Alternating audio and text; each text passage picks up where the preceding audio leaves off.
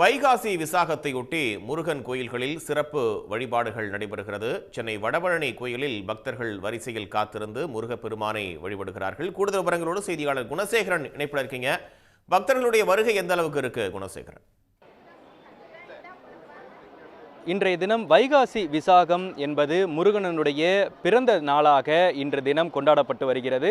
இதன் காரணமாக ஒவ்வொரு முருகன் கோவில்களிலும் ஏராளமான பக்தர்கள் நீண்ட வரிசையில் காலை முதலே காத்திருந்து முருகனினுடைய தரிசனத்தை பெற்று அவர்களுக்குண்டான அந்த வேண்டுதல்களையும் முன்வைத்து வருகிறார்கள். இந்த நிலையில் நாம் இருக்கக்கூடிய இந்த பகுதி வடபழனியில் இருக்கக்கூடிய பிரசித்தி பெற்றிருக்கக்கூடிய வடபழனி முருகன் கோயில். இந்த முருகன் கோவிலில் ஏராளமான பக்தர்கள் காலை முதலே நீண்ட வரிசையில் காத்திருந்து சாமி தரிசனம் மேற்கொண்டு வருகிறார்கள். அதிலும் குறிப்பாக தங்களது வேண்டுதல்களை நிறைவேற்ற வேண்டும் என முருகனிடம் பிரார்த்தனை செய்து நீண்ட வரிசையிலிருந்து காலையிலிருந்தே காத்திருக்கக்கூடிய ஒரு காட்சிகளையும் பார்க்க முடிகிறது.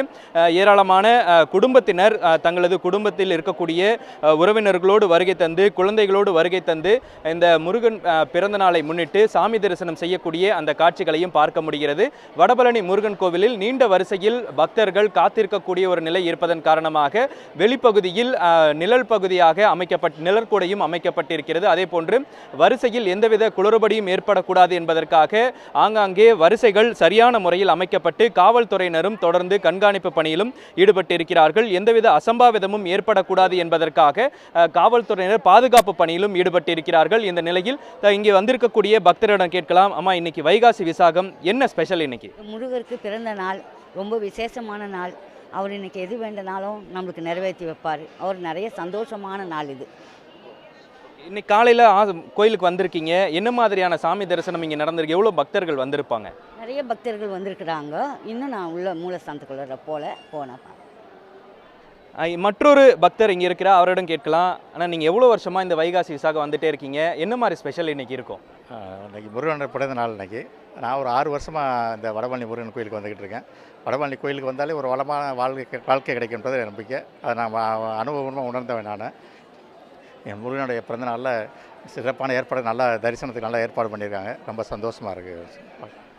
அதாவது இன்றைய தினம் முருகனினுடைய பிறந்த நாள் என்பதற்காக ஒவ்வொரு பக்தர்களும் புதிதாக திருமணம் ஆகியிருக்கக்கூடிய அந்த பக்தர்கள் இன்றைய தினம் விரதம் இருந்து குழந்தை வரம் வேண்டி இருப்பதற்காகவே இந்த முருகனினுடைய பிறந்த நாள் அன்று மிகச் சிறப்பான ஒரு நாளாக அவர்கள் பார்க்கிறார்கள். இதன் காரணமாக இன்று காலை முதலிருந்தே 3 வேளையும் விரதம் இருந்து இருக்கக்கூடிய ஒரு நிகழ்வும் பக்தர்கள் ஆங்காங்கே தெரிவிக்கக்கூடிய அந்த காட்சிகளையும் நம்மால் பார்க்க முடிகிறது.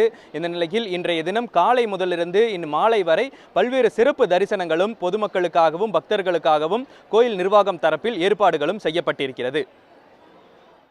நேரடி கள தகவல்களுக்கு நன்றி குணசேகரன். உடனுக்குடன் செய்திகளை தெரிந்து கொள்ள சன் நியூஸ் பெல் ஐகானை கிளிக் பண்ணுங்க.